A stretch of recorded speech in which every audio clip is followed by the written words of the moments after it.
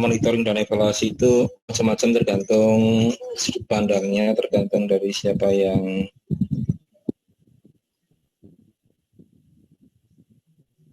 tergantung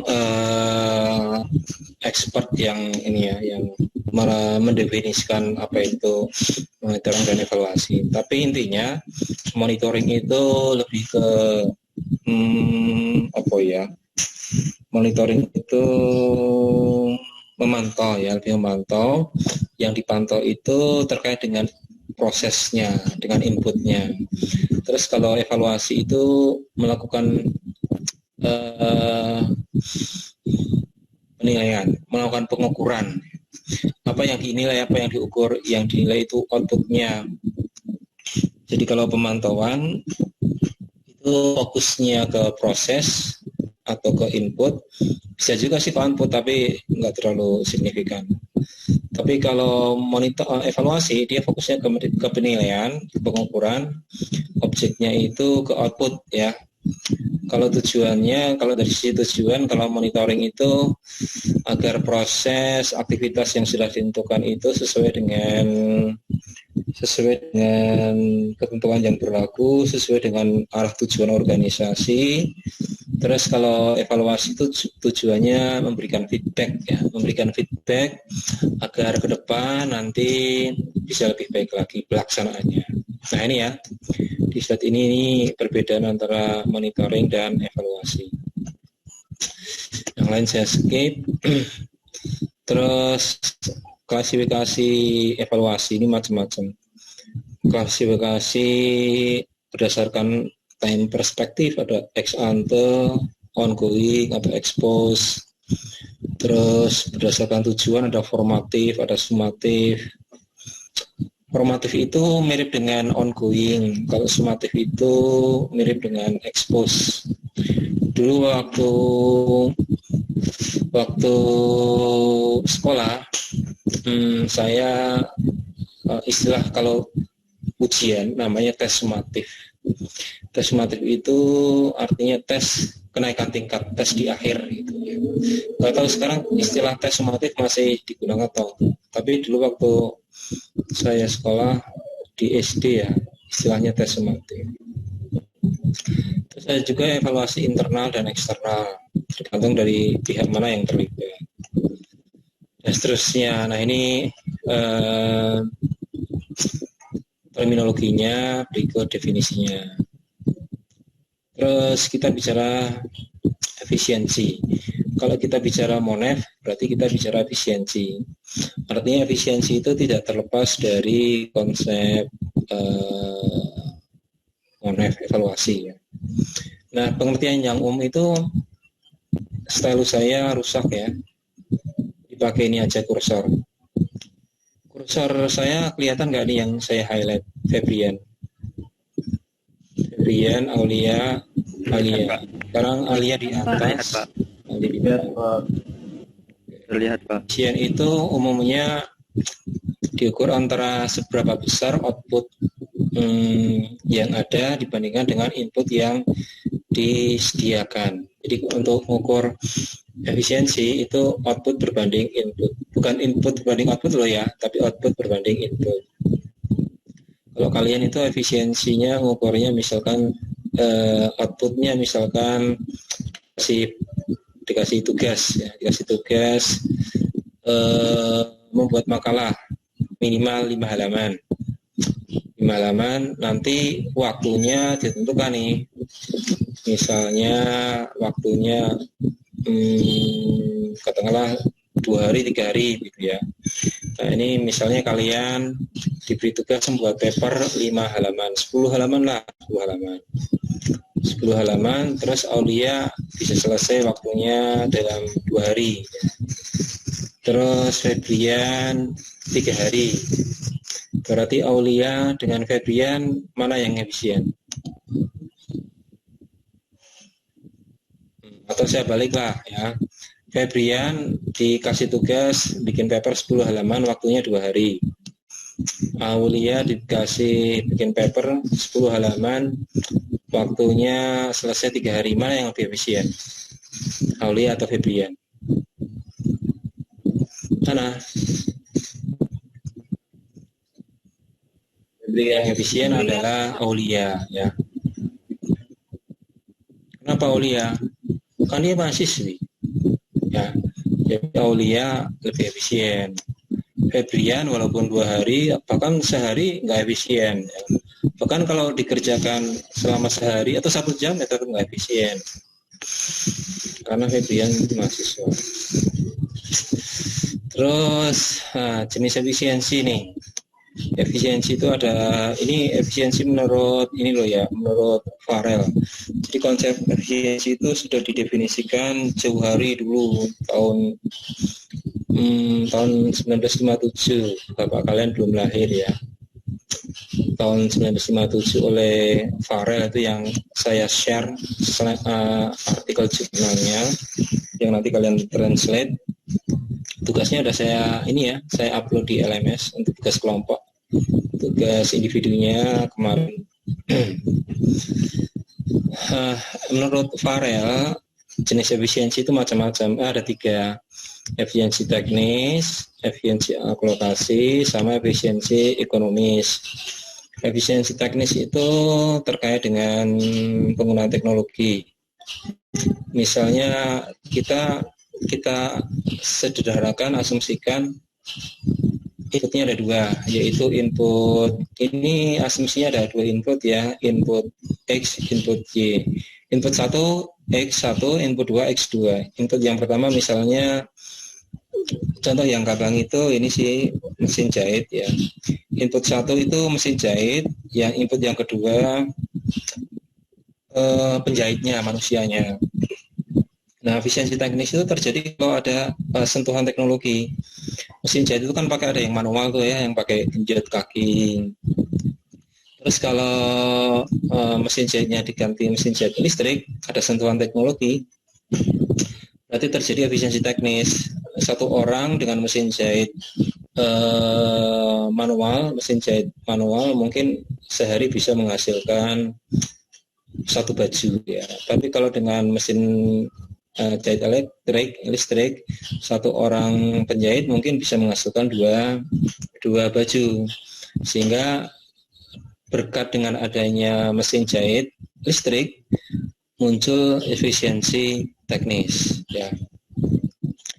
Jadi inputnya ada perubahan dari manual ke mesin jahit elektrik, outputnya jadi meningkat. Terus efisiensi alokasi itu penggunaan input yang optimal. Jadi gini, kan tadi inputnya apa tadi? Alicia, inputnya apa tadi? Tadi inputnya apa? Inputnya Alicia. Ini yang muncul di gambar saya Alicia, Febrian, Aulia. Jadi yang saya tanya ya udah 3 itu aja. Alicia, ayo wes tanya Aulia. Aulia tadi inputnya apa tadi? X1 apa X2 apa? Mesin jahit sama penjahit. Nah, mesin jahit sama penjahit. Nah, sekarang kalau yang efisiensi alokasi itu begini. Katakanlah mana yang efisien? 2 orang, kalau mesin jahit ngukurnya gimana ya? Mas, kalau mesin jahitnya 5 berarti orangnya 5 ya. Kalau penggunaan output berarti terkait dengan penggunaan waktu kali ya. Kombinasi antara jumlah penjahit dengan jumlah mesin jahit. Kombinasinya, ini contohnya nggak pas sih, begini contohnya. Mesin jahitnya 2, terus penjahitnya 3. Terus dikombinasikan penjahitnya 2, mesin jahitnya 3 gitu ya. Mana yang lebih efisien? Yang efisien ya mesin jahitnya 2, penjahitnya 3. Tapi contoh yang nggak pas. Contoh yang pas itu inputnya apa ya? Atau contoh yang lain deh, saya belum menemukan contoh. Contoh yang lain gini, kombinasi inputnya berupa lahan 1 hektar itu dengan pupuk 2 kintal akan menghasilkan output yang sama lah ya. Terus tapi mana yang lebih efisien? Apakah lahan 1 hektar dengan pupuk 2 kintal atau lahan 3/4 hektar tapi pupuknya katakanlah 3 kintal gitu ya. Jadi dibandingkan antara kombinasi penggunaan lahan, luas lahan dengan pupuk, ada variabelnya ya, ada perubahan nilainya. Luas lahan mungkin naik turun, luas lahan kata 1 hektar pupuknya 2 kintal atau luas lahan 3/4 hektar pupuknya 3 kintal. Nah itu dibandingkan untuk kombinasi lahan dan pupuk itu mana yang paling menghasilkan output paling besar. Nah, hasil dari kombinasi tadi akan menghasilkan efisiensi alokasi. Kalau efisiensi ekonomis ini sudah memperhatikan nilai ekonomi, nilai uang. Nah, penjelasan di atas oleh Farrell dituangkan dalam grafik ini. Isokuan sama isokos. Isokuan itu garis yang kurva yang menunjukkan kedudukan kombinasi antara X1 dengan X2 yang menghasilkan tingkat output sama. Tingkat output sama misalnya begini. X1-nya ini sokuan itu kan S sama S aksen ya. Kuan itu kan kuantiti. Berarti kita bandingkan titik Q dengan titik Q1. Titik Q itu X2-nya nih ya, X2-nya katakanlah ini harusnya saya perbaiki lagi. X2 katakanlah 4. X1-nya katakanlah 3. Ini kombinasi X2 sebanyak 3 dan X1 sebanyak 2 itu sama produknya, sama kuantitas outputnya dengan kombinasi di titik Q1, Q aksen.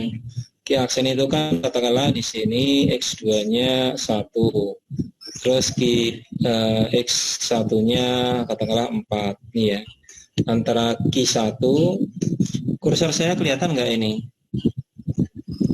Kelihatan Pak? Bisa kelihatan ya, Raja? Kursor ini yang tanda panah bergerak-gerak namanya kursor ya. Nah ini kursor saya di Q. Lagi katakanlah outputnya X2-nya ada 3. Terus X1-nya ada 2. Dibandingkan dengan Q1, Q aksen yang X2-nya ada 1, terus X1-nya ada 4. Nah itu walaupun berbeda kombinasi jumlah input X1 dan X2, tetapi output yang dihasilkan sama. Ya, itu namanya isokuan. Isokuan itu mencerminkan efisiensi teknis. Terus kalau isokos itu yang A aksen, garis A aksen. A aksen itu mencerminkan titik-titik di mana kombinasi X1 dan X2 mempunyai biaya atau kos yang sama. Titik R dengan titik Q aksen itu kalau isokos yang sama biayanya, tetapi outputnya beda loh ya. Kalau isokos di titik R itu biayanya katakanlah sama 100.000. Isokos di titik Q aksen juga biayanya sama 100.000. Tapi di titik R outputnya mungkin menghasilkan 41-an. Sedangkan di titik Q aksen outputnya mungkin bisa di atas 40, mungkin katakanlah 50. Jadi kalau di titik R itu efisien secara alokasi. Titik Q aksen juga efisien secara alokasi. Tetapi yang paling efisien adalah di sini kalau dari sisi isokuan berarti Q ya, Q sama Q aksen. Nah, tapi yang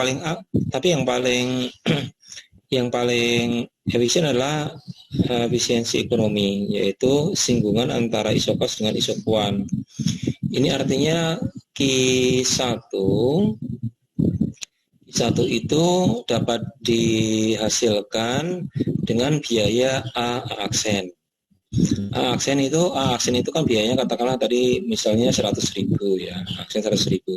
Tapi kalau di titik Q untuk menghasilkan produk di titik Q perlu biaya 120.000 misalnya. Soalnya aksennya perlu ditarik gitu kan, diubah, digeser ke atas, baru bisa ini. Nanti penjelasannya mungkin saya bikinkan videonya ya, rencananya sih, biar mudah dicerna. Gitu ya. Bingung atau bisa dipahami? Bingung, Pak.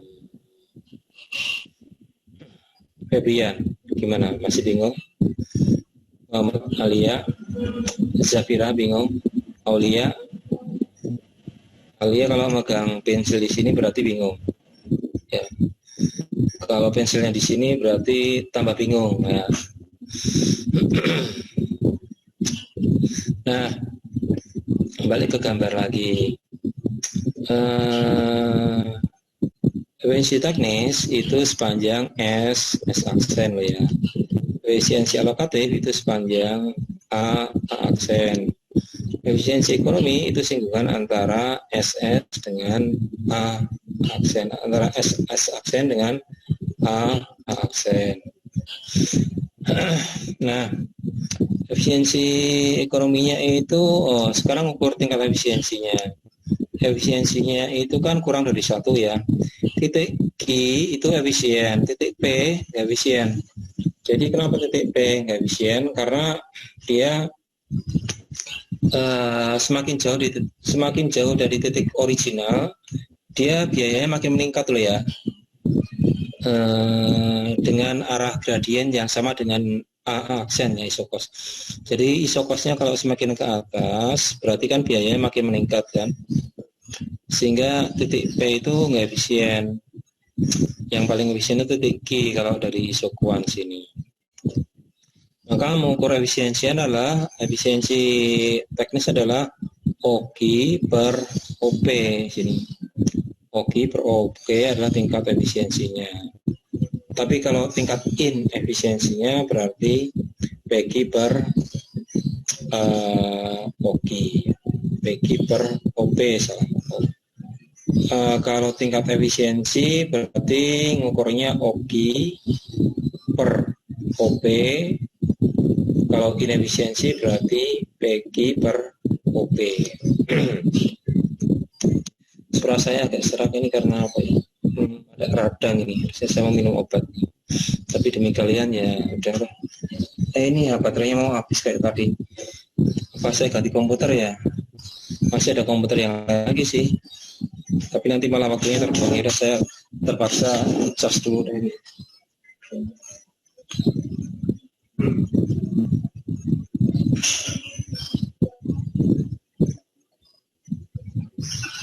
Berarti kamu lagi nunduk begini ya, tiduran di meja, atau mungkin kamarnya kurang ini. Lagi nyender, Pak. Ya nggak apa-apa, tiduran nggak apa-apa sih, bebas. Sampai di mana tadi, Monik? Yoja, sampai di mana saya tadi? Ini yang muncul sekarang Monik, Alia sama Yoja. Sampai di mana tadi ya? Sampai slide sebelumnya tadi, Pak. Iya. Nah, ukur efisiensi. Sekarang balik ke sini. Saya suaranya aduh serak nih, radang.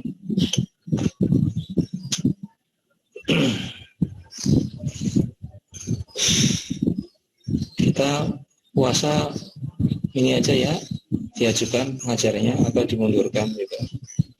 Jadi nanti kalian bisa fokus ke ibadah. Alia bisa malam bisa sholat tahajud, pagi siang bisa ibadah tidur. Di siang malam ibadah terus. Gitu Monik. Terus ini titiknya nih. Titik Q itu efisiensi teknis, titik R itu efisiensi alokatif, titik Q aksen ini adalah efisiensi ekonomi, begitu ya.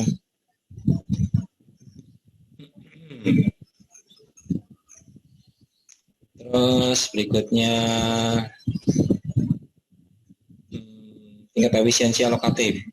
Tingkat efisiensi alokatif itu berarti O R. OR. Kalau alokatif kita berarti mengacu ke garis A aksen ya. Berarti di sini OR per O. Kalau bandingannya titiknya Q ya berarti ini artinya efisiensi titik Q dibandingkan dengan R gitu ya. Titik Q dibanding titik R berarti titik Q itu dia efisien secara teknis tapi tidak efisien secara alokatif. Perhatikan tolong ya, Zabir tolong perhatikan, atau saya sebut kamu Madin ya, Madin. Titik Q Madin ya, titik Q itu efisien secara teknis tetapi tidak efisien secara alokatif. Oke Madin. Titik R itu efisien secara alokatif tetapi tidak efisien secara teknis. Ya Madin. No. Nah, kalau titik Q tidak efisien secara alokatif. Nah, berarti tingkat efisiensi ekonominya, tingkat efisiensi alokatif berarti kita bandingkan Q misalkan ya, berarti OR dibandingkan OQ ya. Pasti lebih kecil dari 1. Nah, biar efisien gimana? Biar efisien, maka titik Q-nya harus mendekat ke titik R, ke garis A aksen. Ya kan? Titik Q harus mendekati ke titik R supaya efisien secara alokatif. Atau Q aksen nih. Q aksen biar efisien, maka di sini berarti kan perbandingannya OQ aksen per OQ aksen juga begitu ya. Ini gambarnya kurang informatif sih, aslinya begini. Jadi mungkin perlu saya modifikasi biar lebih efektif lagi. Nanti mungkin di video lah mudah-mudahan. Ini Syafir, kamu baru nyampe sini nih, WA kamu, chat kamu.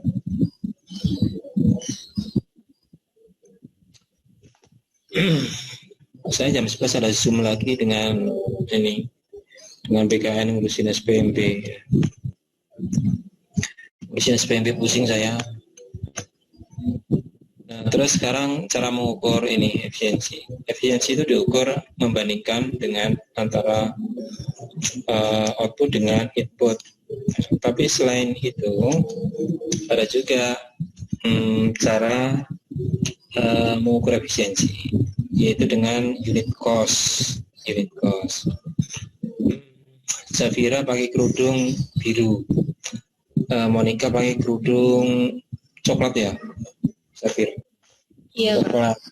Nah, ukurannya sama, bahannya sama. Terus harganya berapa Zafira? Kamu kerudungnya. Kamu harganya berapa kamu? Berapa? 25.000. Monik berapa harganya? 18 Pak, seingat saya. 14.000. 18.000. 18.000. Iya. Zafira harganya 25.000. Monika harganya 18.000. Kamu bisa bayarin Alia? Itu harganya 20.000, 5 sama 18. Nah itu kan kerudung bisa buat mahar Alia ya. Jadi maharnya kerudung cukup hanya dengan 25.000, 18.000 kamu udah bisa memberikan mahar ya. Nah Zafira kalau beli kerudung 25, Monik 18. Kalau bahannya sama ya, motifnya sama, luas ukurannya juga sama, berarti ini misalnya ya, berarti unit cost-nya Monica lebih efisien karena Monica pinter nawar ya, pinter nawar. Kalau Zafira dia nggak pinter nawar gitu kan. Monica jangan senyum-senyum dulu, kamu pinter nawar karena mungkin kamu galak lo ya, judes gitu kan. Jadi karena Monica judes, penjualnya takut, akhirnya karena lihat Monica takut judes, ya udah deh 18 dikasih gitu. Terus karena Zafira itu orangnya gak tegaan, ya udah. Harganya mungkin 21.000 ya atau berapa. Tapi sama Zafira dikasih 25.000 gitu kan. Jadi unit cost-nya lebih efisien untuk Monik. Kalau cycle time tadi seberapa waktu yang diperlukan untuk menyelesaikan pekerjaan. Respon time itu saya chatting ke Alia, saya chatting ke Monica. Kebetulan Alia lagi megang HP, Monica juga pegang HP. Saya chatting Alia, 1 menit 5 detik kemudian Alia respon ke saya, ya, membalas chatting saya. 10 menit 5 kalau Monica 10, kalau Alia 5 detik langsung merespon saya. Kalau Monica 10 detik baru respon saya. Mana yang efisien dari sisi respon time? Mana Safira? Monica, Pak. Ya jelas Monica ya. Jadi Monica jelas lebih efisien ya dibandingkan dengan Alia. Bahkan Monica nggak ngirim chatting juga lebih efisien gitu ya. Monica HP-nya mati gitu masalahnya ya, HP-nya mati nggak ngirim respon juga dia ini tetap efisien ya begitu. Bahkan kalau Alia 1 detik juga nggak efisien. Itu kalau dari sisi respon time. Backlog bisa dibaca lah ya. Saya percepat aja nih. Nah ini ngukur efisiensi. Efisiensi itu nanti kalau kalian itu pakainya data envelopment analysis. Data envelopment analysis itu untuk mengukur ini spending review, kan kalian kemarin udah itu ya, sudah PKL. PKL ada istilah DIPA, ada istilah spending review. Nah, di DCBP itu yang digunakan ini data development analysis. Garis besarnya terkait dengan pengukuran efisiensi itu dibedakan, ada pengukuran secara parametrik atau pengukuran dengan pendekatan non parametrik. Kalau parametrik berarti ada parameter statistik. Parameter statistik itu misalnya mean, median, modus, atau standar deviasi. Kalian dapat statistik semester berapa? 1, Pak. 1 apa 2? Semester 1 ya. Mean itu artinya apa? Iya. Safira. Median artinya apa? Monik. Ini yang muncul. Nilai tengah, Pak. Mona apa kalau modus? Alisa, nilai yang sering muncul. Modus itu misalnya Alia pinjam buku ke Safira, gitu kan? Padahal Safira juga pinjam buku catatan ini nih, catatan Monet gitu kan? Pinjam Alia ke Safira, aku pinjam dong bukumu yang dari ini Monet gitu kan? Padahal Safira juga nggak nyadar, tapi Alia memaksa pinjam buku ke Safira, itu namanya modus ya. Ya, Monik itu namanya modus. Modus supaya bisa dekat dengan Sapir itu. Ya, bahasa kasarnya kelakuannya Alia begitulah gitu ya. Nah, di parametric approach itu ada least square analysis, ada stokastik, ada deterministik, ada data envelopment analysis. Nah, kita fokus ke sini deh, ke data envelopment analysis. Kalau yang least square itu di sini misalkan begini. Ini ada titik-titik ya, terus kita regresikan, maka yang garis merah itu adalah garis yang efisien. Titik-titik di atas garis merah tidak efisien, titik-titik di bawah garis merah nggak efisien. Titik di atas, titik di garis merah itu efisien, titik di atas garis merah itu lebih efisien. Titik di bawah garis merah itu tidak efisien. Jadi kalau di square analysis itu mengukur efisiensinya itu pakai garis itu diregresikan, dibuat regresi sehingga nanti ketemu garis merah itu ya. Itu ada persamaan Y sama dengan A plus BX. Nah itu hasil regresi dari titik-titik yang biru-biru banyak itu. Nah itu kalau efisiensi diukur menggunakan least square analysis. Terus kalau yang non parametrik biarin itu. Yang non parametrik itu tadi yang contoh efisiensi teknis, OKT tadi kan OR dibagi OQ atau OQ dibanding apa. Nah itu berarti menggunakan skala ya. Ada skalanya, itu non parametrik. Kalau nah sekarang yang ini aja, yang data block analysis. Nah, tadi ini ada titik A, B, C, D, F, G, H. Ini titik A, B, C, D, E, A, B, C, D, E sampai H itu toko atau pabrik ya. Ini produksinya employee katakanlah 1 menghasilkan sales satu. Titik A, toko A menghasilkan sales 1, employee-nya 2. Terus titik F, pabrik F, toko F itu perlu employee 5 untuk menghasilkan sales 2. Nah, ini kalau menurut model dia itu ada model CCR sama BCC. Model CCR itu yang paling efisien adalah titik B ya. Tapi kalau model CCR yang efisien adalah titik A, B, E, H. Nah, kita gunakan yang model BCC ya. BCC itu nama orang, singkatan. Nah, titik yang terluar itu yang mendekati sales ini adalah titik yang efisien A, B, E, H. Nah, kalau titik A, B, E, H itu kita tarik garis, maka titik A, B, E, H itu seakan-akan melingkupi, menenvelop titik-titik di bawahnya, yaitu C, D, G, F. Sehingga disebut sebagai data envelopment analysis. Nah ini titik A lebih efisien dibanding titik C, titik B lebih efisien dibanding titik C.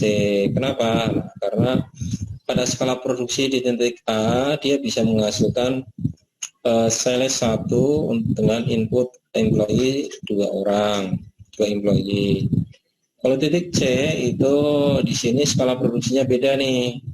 Sudah beda lagi, B juga beda lagi. Maka pada skala produksi ini harusnya kalau C mau efisien, C itu pindah ke garis ini nih, di garis antara A dengan B, baru dia efisien gitu kan. Nah, jadi C itu dia efisien karena masih di bawah garis AB. Demikian juga dengan BE, ini dia semakin ke arah kalau dia salesnya makin banyak, itu salesnya makin banyak, terus dia semakin ke atas, dia makin ini ya, makin bagus ya. Jadi makin bagus itu salesnya makin ke atas ya, makin ke atas. Salesnya kan makin banyak ya. Jadi efisien itu kalau angka salesnya itu makin ke atas, makin banyak 4, makin 8, makin ini. Jadi makin tinggi, makin vertikal berarti makin efisien. Terus semakin ke kiri berarti employee-nya makin sedikit berarti makin efisien. Nah di sini yang paling efisien itu titik B. Nah ini titik A, B, E, H itu efisiensi BCC. Nah, yang A, B, E, H itu masuk konsep data envelopment analysis yang digunakan di Ditjen Perbendaharaan. Nah, kalau yang garis putus-putus hitam ini pakai garis regresi. Jadi titik D itu kalau menurut garis regresi dia efisien. Tapi kalau menurut frontier line BCC dia nggak efisien karena di bawah garis AB. Bingung? Mudah-mudahan nggak bingung. Nah ini sumbernya saya tulis ya di sini. Ini masuk di tugas kalian itu. Kalau ada pertanyaan silakan. Saya jam 11 ada rencananya ada meeting dengan BKN membahas ini SPMB buat adik kelas kalian. Kalau ada pertanyaan silakan ditulis di chatting di Zoom coba ya. Ayo Alia, tanya kamu. Kalau nggak tanya nggak lulus loh. Kalau nggak tanya kamu saya kasih nilai D. Moni kamu tanya. Tapi kalau nggak tanya juga saya kasih kamu lulus pasti ya. Tapi kamu lagi ngelamun apa toh? Alicia kamu tampak sedih. Ini yang muncul Alicia sama Mona sama Alia, Moni. Yang lainnya muncul juga sih kalau saya geser-geser. Febrian, ya, pertanyaan Laurencia, Yoca, Yusuf, Yulia, Raja, Fadlan, Fitra. Kalau nggak ada pertanyaan, saya izin close untuk acara Zoom yang lain.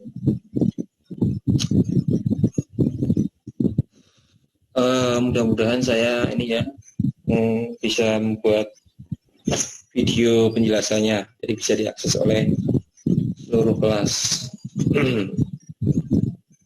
Maaf Pak, izin tanya, tapi terkait tugas itu Tulis semuanya di chatting, coba ya. Soalnya nanti pertanyaannya saya upload di portal. Jadi bukti dosen udah ngajar itu ada upload kalian.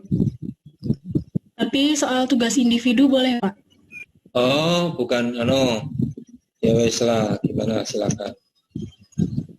Jadi kebetulan ini aja langsung. kemarin itu kan saya PKL-nya di kantor pusat DJKN Pak. Nah terus tugas individu dari Bapak itu kan ngambil datanya dari Omspan KPPN. Nah sedangkan di kantor pusat DJKN kan nggak ada Omspannya. Nah itu solusinya gimana ya Pak? Apa saya boleh minta data mentah dari teman saya yang PKL di KPPN atau ada substitusi? Saturnya apa kamu tadi? Saya PKL-nya di kantor pusat DJKN. Kekayaan negara ya? Iya Pak, kekayaan negara. Ya, kekayaan negara dia nggak punya OMSAP, nggak ada akses OMSPAN. Mestinya ada sih.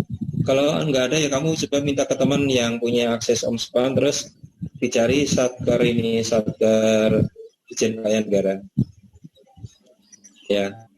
Kalian biasanya kalau PKL dikasih passwordnya kok OMSPAN. Passwordnya itu nggak terlalu rahasia ya, rahasia. Ya paling tiap berapa bulan mungkin diganti gitu. Bagi pegawai nggak terlalu rahasia sih gitu kan, passwordnya. Kamu minta tanya sama teman kamu siapa kamu,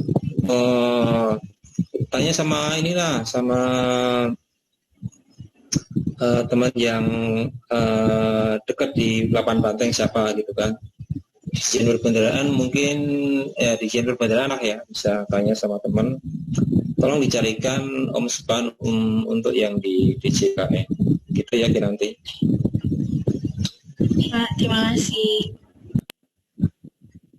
Yang lain Alia mau tanya? Dimas mau tanya? Dimas silakan.